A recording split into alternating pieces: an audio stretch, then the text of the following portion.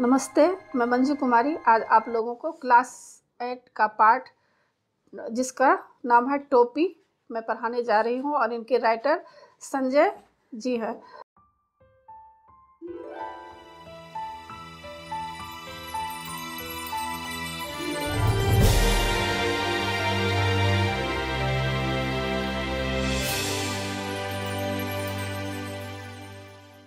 तो इससे पहले भी मैं क्लास 8 का बहुत सारा वीडियो बना चुकी हूँ। उसको देखने के लिए आप ऊपर दिए गए आई बटन पर क्लिक करके देख सकते हैं या नीचे दिए गए डिस्क्रिप्शन बॉक्स में भी देख सकते हैं या प्लेलिस्ट में जाकर देख सकते हैं।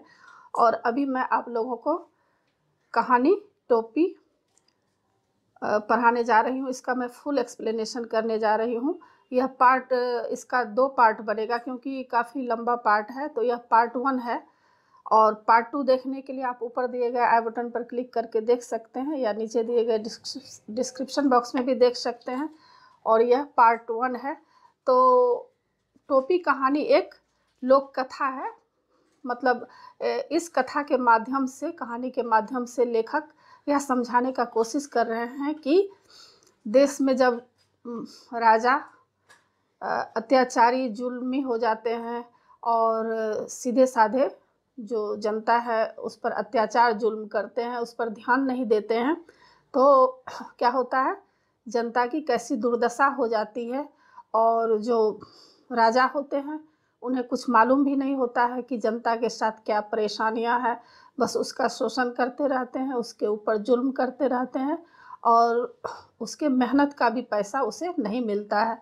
मतलब दिन भर भी वह अगर मजदूरी करे तो उसको खाने के लिए भी सही ढंग से उसको राशन भी नहीं मिल पाता है। तो इस पाठ में एक गोरैया और एक गबरा, मतलब 2 मेल और फीमेल हैं, दोनों चिड़िया के माध्यम से लेखक समझाने का कोशिश कर रहे हैं कि किस तरह से जब ऐसी स्थिति हो जाती है, जब राजा इस तरह के हो जाते हैं तो प्रजा कितने दुखी हो जाते हैं। तो इस पाठ में बहुत ही सुंदर ढंग से वर्णन किया गया है। कहानी शुरू होता है, एक थी गौरैया, मतलब गोरैया, मादा गोरैया, और एक था गबरा, मतलब नर गोरैया। दोनों एक दूजे के परम संगी, मतलब दोनों बहुत गहरा दोस्त था। जहाँ जाते, जब भी जाते साथ जाते, दोनों जहाँ भी जाते थे, कहीं भी जाओ एक साथ रहते थे, साथ हंसते, साथ ही रोते, एक साथ खाते पीते, एक साथ सोते। मतलब और भिनसार होते ही खोते से निकल पड़ते। मतलब भिनसार किसको बोलते हैं, प्रातः काल को, सुबह को। जब सुबह होता था तो क्या होता था, वे लोग खोते मतलब घोंसले से बाहर निकल जाता था और दाना चुगने और झुटपुटा होते ही खोते में आ घुसते थे। झुटपुटा किसको बोलते हैं, जब शाम के समय कुछ अंधेरा रहता है और कुछ प्रकाश भी रहता है तो बीच के समय को बोला जाता है झुटपुटा। तो जब शाम होता था तो दोनों खाना खाकर, मतलब दाना चुग कर पेट भर लेता था और शाम को अपने नेस्ट में, घोंसले में आ जाता था। थकान मिटाते और सारे दिन के देखे सुने में हिस्सेदारी बटाते। मतलब सारा दिन जो वे लोग जो भी देखते थे, अपना अपना अनुभव दोनों एक दूसरे को बताते रहते थे। एक शाम गौरैया बोली, एक शाम को गौरैया मतलब मादा गोरैया को बोली कि आदमी को देखते हो कैसे रंग बिरंगे कपड़े पहनते हैं। मतलब गौरैया बोल रही है अब उसको, मेल गोरैया को, कि गबरा को बोल रही है कि तुम देखते हो कि आदमी कितने रंग बिरंगे कपड़े पहनते हैं, कितना फबता है, मतलब उसके ऊपर कितना अच्छा लगता है उन पर कपड़ा। तो इस पर जो है नर गोरैया बोलता है, गबरा बोलता है कि खाक फबता है। गबरा तपाक से बोला, कपड़ा पहन लेने के बाद तो आदमी और भी बदसूरत लगने लगता है। अब नर गबरा जो है वह बोल रहा है फीमेल गोरैया को कि अरे कपड़ा पहनने से तो खाक अच्छा लगता है और भी बदसूरत लगने लगता है आज लटजीरा चुग गए हो। अब फीमेल गोरैया जो है, गबरैया बोल रही है कि लगता है कि तुम एक लटजीरा क्या होता है, एक तरह का प्लांट होता है, पौधा होता है, तो उसको खाने के बाद मतलब कुछ उसमें ऐसा होगा जो बोल रही है कि लटजीरा आज तुम खाए हो, जिससे तुम आज ढंग की कोई भी बातें नहीं कर रहे हो। कपड़े पहन लेने के बाद आदमी की कुदरती खूबसूरती ढक जो जाती है। गबरा बोला, अब तू ही सोच, अभी तो तेरी सुघर काया का एक एक कटाव मेरे सामने है। अब नरगौरैया बोल रहा है कि अभी जो तुम स्थिति में हो वह मैं तुमको देख रहा हूँ कि रोए रोए की रंगत मेरी आंखों में चमक रही है। यानी तुम्हारी खूबसूरती जो है मैं तुमको निहार पा रहा हूँ, तुम्हें पूरी तरह से देख पा रहा हूँ, क्योंकि तुम कपड़ा नहीं पहनी हुई हो, तो इसलिए मैं तुमको ठीक ढंग से देख पा रहा हूँ। अगर तुम मानुष ही तरह खुद को सरापा ढक ले तो तेरी सारी खूबसूरती ओझल हो जाएगी। मतलब अगर सरापा मतलब पूरी तरह से अगर तुम अपने शरीर को ढक लेगी तो क्या हो जाएगा, सब कुछ ओझल हो जाएगा, गायब हो जाएगा। और कपड़े केवल अच्छा लगने के लिए नहीं, गौरैया बोल रही है, फीमेल गौरैया बोल रही है कि लोग कपड़ा जो पहनता है केवल अच्छा लगने के लिए ही नहीं पहनता है, बल्कि मौसम की मार से बचने के लिए पहनता है। मौसम की मार मतलब सर्दी, गर्मी, बरसात से बचने के लिए लोग कपड़े पहनते हैं। ऐसा नहीं है कि खूबसूरती के लिए ही लोग कपड़े पहनते हैं, क्योंकि जब ठंडा लगता है तो कपड़ा पहनना ज़रूरी होता है, और गर्मी में भी कपड़ा लोग पहनते हैं, बरसात में भी कपड़ा पहनते हैं। तो हर मौसम की स्थिति अलग अलग होती है, तो लोग को कपड़ा पहनना पड़ता है। तो इस पर गबरा बोलता है, तू समझती नहीं। गबरा हंसकर बोला, कपड़े पहन पहन कर जाड़ा, गर्मी, बरसात सहने की उनकी शकत भी जाती रहती है। मतलब बोल रहे हैं कि जब आदमी कपड़ा पहनते हैं तो जाड़ा, गर्मी, बरसात में सहन शक्ति जो होती है वह समाप्त हो जाता है। आदमी क्या करता है, मौसम कोई भी मौसम होता है उसमें कपड़ा पहन लेता है, तो क्या होता है, जो मौसम मतलब सहने की जो उसके पास ताकत शक्ति होती है वह धीरे धीरे ख़त्म हो जाता है। और इस कपड़े में बड़ा लफड़ा भी है। कपड़ा पहनते ही पहनने वाले की औकात पता चल जाती है, आदमी आदमी की हैसियत में भेद पैदा हो जाता है। और यहाँ पर गबरा बोल रहा है कि कपड़ा जब लोग पहनते हैं तो उसकी हैसियत पता चल जाती है। कहने का मतलब यह है कि अगर कोई धनी है, काफ़ी पैसे वाले हैं, तो वह अच्छे कपड़ा पहनेंगे, कीमती कपड़ा पहनेंगे, और जो साधारण आदमी है तो उसका साधारण कपड़ा रहेगा, और जो सबसे साधारण आदमी होगा, गरीब होगा, तो थोड़ा फटेहाल होगा। तो जब कोई भी आदमी देख करके ही पता कर लेगा कि कौन कैसा है, मतलब कौन साधारण है, कौन बहुत धनवान है, और कौन सबसे गरीब है, तो उसका औकात का पता चलता है। फिर भी आदमी कपड़ा पहनने से बाज नहीं आता है, मतलब कपड़ा उसे पहनना ही पड़ता है। गौरैया बोली, नित नए नए लिबास सिलवाता रहता है, यह नीरा पोंगापन है। अब गबरा बोल रहा है कि यह पोंगापन है, मतलब यह अच्छा नहीं है। आदमी तो लिबास से फकत लाज ही नहीं ढकता, हाथ पैर जो चलने फिरने काम करने के वास्ते हैं उन्हें भी दस्ताना और मौजे से ढक लेता है। बोल रहा है कि आदमी क्या करता है, कपड़ा से पूरे शरीर को ढक लेता है, और यहाँ तक कि हाथ पैर भी जो है उसमें हाथ में दस्ताने पहन लेता है, पैर में मोजे पहन लेता है, और सिर पर लटे हैं उन्हें भी टोपी से ढक लेता है। अपन तो नंगे ही भले, बोल रहे हैं कि इतना तक लोग करते हैं कि पूरे बदन को ही लोग ढक लेते हैं, लेकिन हम लोग अच्छे हैं जो नंगे हैं, हम लोग कपड़ा नहीं पहनते हैं, तो हम लोग उनसे अच्छे हैं। उनके सिर पर टोपी कितनी अच्छी लगती है। गौरैया बोल रही है कि देखिए देखो उनके सिर पर टोपी कितनी अच्छी लग रही है, मेरा भी मन टोपी पहनने का करता है, गौरैया बोलती है।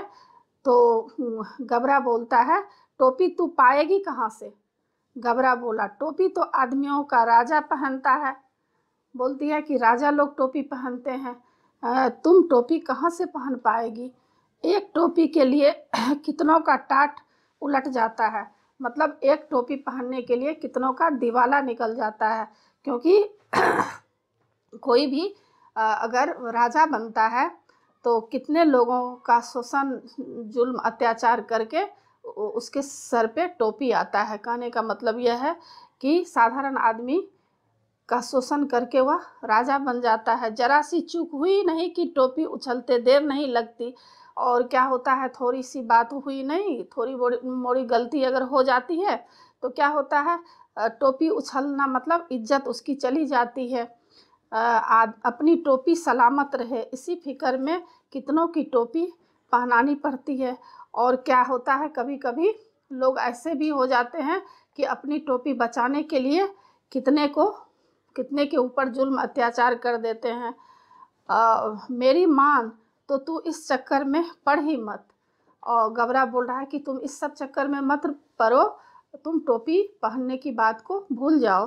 गबरा था कि तनिक समझदार, इसलिए शक्की, मतलब गबरा जो था मेल गबरा वह समझदार था और थोड़ा शक्की भी था, जबकि गौरैया थी जिद्दी और धुन की पक्की। लेकिन गौरैया जो थी फीमेल गबरैया, वह कोई भी बात अगर जिद ठान देती थी तो उसको पूरा ही करके रहती थी।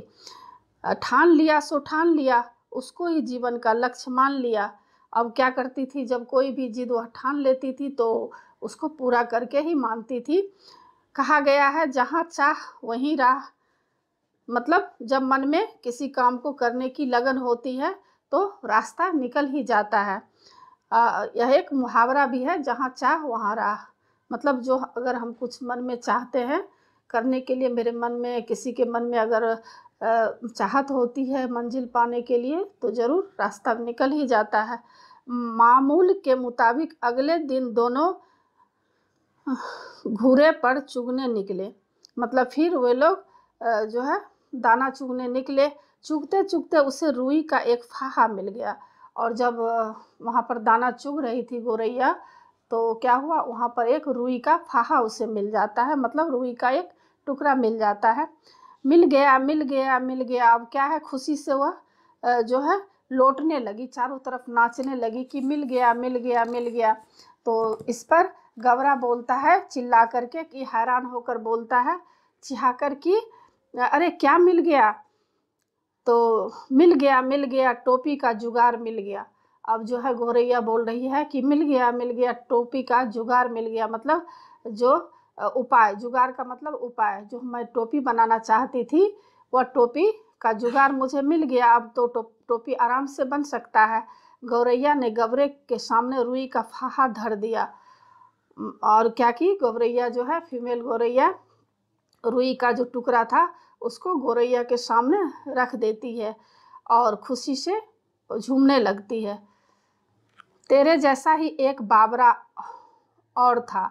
अब क्या होता है, नर गौरैया एक कहानी सुनाता है गौरैया को। क्या कहानी सुनाता है, गबरा कहानी सुनाता है कि तेरे जैसा ही एक बाबरा और था।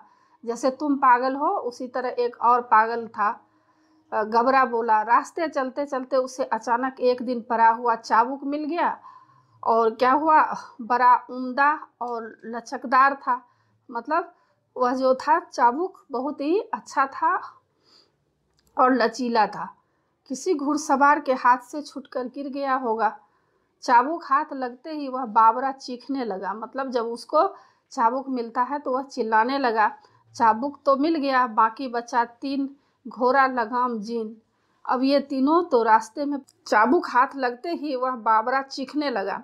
चाबुक तो मिल गया, बाकी बचा 3 घोड़ा लगाम जीन। अब ये तीनों तो रास्ते में पड़े मिलने से रहे, मतलब बच गए। सब काम धंधा छोड़ वह बाबरा ताउम्र यह रटता रहा, बाकी बचा 3 घोड़ा लगाम जीन। मतलब वह बाबरा जो है यही बात को हमेशा रटता रहा कि बाकी बचा 3 घोड़ा लगाम जीन। गबरा उसे समझाते हुए बोला, इस रुई के फाहे से लेकर टोपी तक का सफ़र तुझे कुछ अता पता है? तुम जो यह रुई का टुकड़ा लेकर इतना झूम रही हो, नाच रही हो, तो तुमको पता है कि यह किस तरह से टोपी बनेगा? तो मादा गौरैया बोलती है, बस देखते जाओ अब कैसे बनती है टोपी, अब देख लेना टोपी कैसे बनती है। गौरैया रुई का फाहा लिए एक धुनिया के पास चली गई और बड़े मनुहार से बोली, धुनिया भैया इस रुई के फाहे को धुन दो। और वह क्या करती है, धुनिया किसको बोलते हैं, जो तोशक रजाई वगैरह बनाते हैं, रुई को धुनते हैं, उसको सॉफ्ट करते हैं और तकिया रजाई बनाते हैं। तो वहाँ पर पहुँच जाती है और बोलती है, धुनिया भैया, धुनिया भैया, इस इस रुई को तुम धुन दो, मतलब सॉफ्ट कर दो। धुनिया बेचारा बूढ़ा था, जाड़े का मौसम था, उसके तन पर बरसों पुरानी तार तार हो चुकी एक मिर्जई पड़ी हुई थी। और वह धुनिया जो था बहुत बूढ़ा था और उसके तन पर क्या था, शरीर पर बहुत ही पुराना कपड़ा पहना हुआ था, मतलब वह काफ़ी गरीब था। वह काँपते हुए बोला, तू जाती है कि नहीं, देखती नहीं, अभी मुझे राजा जी के लिए रजाई बनानी है। और वह डांट देता है कि तुम यहाँ से चले जाओ, जाती है कि नहीं, मुझे अभी राजा के लिए रजाई बनानी है। एक तो यहाँ का राजा ऐसा है जो चाम का दाम चलाता है, और ऊपर से तू आ गई फोकट की रुई धुनवाने। अब धुनिया कहता है, एक तो यहाँ का राजा मुझे परेशान करता है, बिना पैसे दिए जो है हम लोगों से काम लेता है, और ऊपर से तुम आ गई हो रुई फोकट में बिना पैसे का रुई धुनवाने, तो मैं यह सब काम नहीं करूँगा, तुम यहाँ से चले जाओ। तो उज्र ना करो भैया। अब यहाँ पर गोरैया बोल रही है कि ऐतराज ना करो, मैं तुम्हें पूरी उजरत दूंगी, मतलब पूरी मजदूरी मैं तुमको दूंगी, तुम जो मेरा रुई धुनेगा तो मैं तुम्हें मजदूरी दूंगी। इसे धुन दो, मजदूरी मतलब पैसे दूंगी, इसे धुन दो भैया, आधा तू ले लो आधा मैं ले लूँगी। मतलब वह कह रही है कि इस रुई को जब तुम धुन दोगे तो आधा आधा हम बांट लेंगे, ऐसा नहीं है कि तुमको फोकट में हम काम करवाएंगे, तुमको आधा इसमें से रुई हम दे देंगे। धुनिया को अपनी ज़िंदगी में आज तक इतनी खरी मजूरी कभी न मिली थी। मतलब यहाँ पर यह दिखाया गया है कि गरीब वर्ग के लोग जो होते हैं उनको कितना परेशान किया जाता था, बिना पैसा दिए उनसे काम लिया जाता था। तो पहली बार ऐसा धुनिया के पास कस्टमर आया है, ग्राहक आया है जो उसको मजदूरी दे रहा है। तो 16 आने में 8 आने मजदूरी तो इसके लिए सपना थी, और वह आधा मजदूरी मतलब 16 आने में 8 आना मजदूरी उसको मिल रहा है, तो लगता था कि वह सपना देख रहा है। वह झट से तैयार हो जाता है धुनिया, और घड़चों घड़चों उसकी तांती बज उठी, और जो उसमें से आवाज़ आता है धुनते समय, वह आवाज़ होने लगी, यानी वह रुई धुनने लगा। उसने बड़े मन से रुई धुनी, लो इसे, इसमें से आधा धुनिए ने ले लिया और आधा गौरैया ने, और आधा आधा दोनों बांट लेता है। इससे उत्साहित गवरा गौरैया एक कोरी के यहाँ गए, और क्या हुआ, अब जो है कोरी कौन होता है, सूत काटने वाला, अब रुई से सूत काटा जाएगा। तो वो लोग क्या कहाँ गए हैं, कोरी के पास, और वहाँ कहने लगी, कोरी भैया इस धुनी रुई से सूत काट दो। तो कोरी की कमर झुकी हुई थी, मतलब वह बूढ़ा हो चुका था। काम करते करते उसने बदन पर धज्जी धज्जी हो चुका एक धुस्सा डाल रखा था, मतलब बहुत ही फटा चिटा वह कपड़ा पहना हुआ था, उसकी कमर झुकी हुई थी। वह बड़ी अनिच्छा से बोला, मतलब उसका बेमन से बोला, उसके मन में कोई इच्छा नहीं थी, तुम लोग यहाँ से भागते हो कि नहीं, देखते नहीं अभी मुझे राजा जी के लिए अचकन के लिए सूत काटने हैं। मतलब अचकन किसको बोलते हैं, लंबा कुर्ता। तो वह बोल रहा है कि अभी मुझे राजा जी के लिए लंबा कुर्ता जो बनेगा उसके लिए मुझे सूत तैयार करना है, सूत काटना है, मुझे फुर्सत नहीं है मुफ्त में मल्हार गाने की, और मुझे अभी फुर्सत नहीं है कि तुम लोग मुफ्त में मेरे से काम कराने आए हो, तो यह सब के लिए मुझे फुर्सत नहीं है। भैया इस मुल्क में सब काम क्या राजा जी के लिए ही होता है। अब यहाँ पर मादा गौरैया बोलती है कि जहाँ देखो वहाँ राजा जी के लिए सब काम कर रहे हैं, क्या इस मुल्क में सब राजा जी के लिए ही काम होता है। गौरैया अचरज से बोली, मतलब आश्चर्यचकित होकर बोली कि मैं वहाँ भी गया तो राजा जी के लिए बन रहा था, यहाँ भी आया तो राजा जी के लिए ही काम हो रहा है, क्या सारा काम राजा जी के लिए ही होता है। तो उस पर कोड़ी कहता है कि तू किस मुल्क से आई है, मतलब तुम किस देश से आई है। कोड़ी ने उसे भर आंख देखा, मतलब आंख से उसे देखा, जानती नहीं यहाँ का चलन, खट मरे बरघा बैठा खाए तुरंग। मतलब एक कहावत है कि यहाँ पर मेहनत कोई करता है और मजदूरी किसी और को मिलता है, तुम्हें मालूम नहीं है। यहाँ सब काम राजा जी के नाम पर और राजा जी के लिए ही होता है। राजा जी के लघुए भगुए मतलब राजा जी के जो सहयोगी लोग सब होते हैं वो यहाँ पर हैं, इसी में उनका भी काम होता है। हमें कुछ भी मेहताना नहीं मिलता है, सब जो है उसके जो सहयोगी लोग होते हैं उसे ही सब मिलता है। तो मादा गौरैया बोलती है, मुकरो मत भैया, मतलब तुम काम करो, तुम मुकरो मत, मतलब काम करने से हटो मत, हम तुम्हें माकूल मुआवजा देंगे, मतलब उपयुक्त मुआवजा जो पैसा होता है मैं तुम्हें दूंगी। गौरैया बोल पड़ी, इसे काट दो, आधा तुम ले लो आधा मैं ले लूँगी। अब गौरैया बोलती है कि जब तुम सूत काट दोगे तो आधा मैं तुमको दे दूंगी और आधा मैं ले लूँगी। कोरी भी तैयार हो गया, क्योंकि कोरी को अभी तक इतना अच्छा ग्राहक नहीं मिला था। इतनी वाजिब मजूरी पर काम न करना मूर्खता होगी। अब वह सोचने लगा कि अगर मुझे इतना दे रही है तो अगर मैं नहीं काम करूं तो मेरे जैसा मूर्ख और कौन हो सकता है। तन तन करके उसकी तकली चरखी ताता थैया करने लगा। उसकी जो है तकली से जो सूत काटता है वह चलने लगा। काफ़ी मेहनत महीन और लच्छेदार सूत काट दिए गए, मतलब काफ़ी महीन और लच्छेदार सूत को काटा गया। कदम कदम पर मिलते कामगारों के सहयोग ने गौरैया को आगे बढ़ने पर उकसा दिया। अब क्या हुआ, जहाँ जहाँ गौरैया जाती है वहाँ वहाँ उसको सारा काम होते जा रहा है आसानी से। इसके बाद वे दोनों एक बुनकर के पास गए और इसरार करने लगे। अब उसको कहने लगी कि बुनकर भैया इसे कते सूत से कपड़ा बुन दो। अब बुनकर जो कपड़ा बुनता है उसके पास गौरैया चली जाती है और बोलती है, बुनकर भैया तुम इस सूत से कपड़ा बना दो।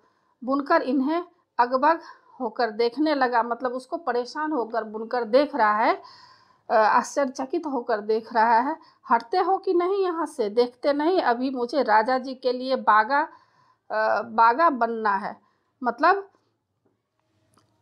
बागा मतलब वस्त्र बनाना है। अब वहाँ पर वह बोल रहा है बुनकर कि तुम यहाँ से चले जाओ, हटते हो कि नहीं, मुझे तो अभी राजा जी के लिए बागा मतलब वस्त्र बनाना है। अभी थोड़ी देर बाद ही राजा जी के कारिंदे हाजिर हो जाएंगे, मतलब कर वसूल करने वाले जो आएंगे अभी आ जाएंगे। साव करे भाव तो चबाव करे चाकर, मतलब वह भी कहने लगा कि मेहनत कोई करता है और पैसे कोई और लेकर जाता है, पैसे किसी और को मिलता है। इतना कहकर बुनकर अपने काम में मशगूल हो गया और जो है यह कहकर जो है बुनकर काम में लग जाता है। तो यह पार्ट 1 है। आशा है आप लोगों को यह वीडियो पसंद आया होगा और अगर अच्छा लगे तो ज़रूर सब्सक्राइब कीजिएगा। सब्सक्राइब के बगल में बेल आइकन बटन है, उसे ज़रूर क्लिक कीजिएगा, लाइक ज़रूर कीजिएगा और शेयर कीजिएगा, कमेंट्स कीजिएगा कि आपको यह पाठ कैसा लगा। आगे मैं नए पाठ के साथ मिलूँगी।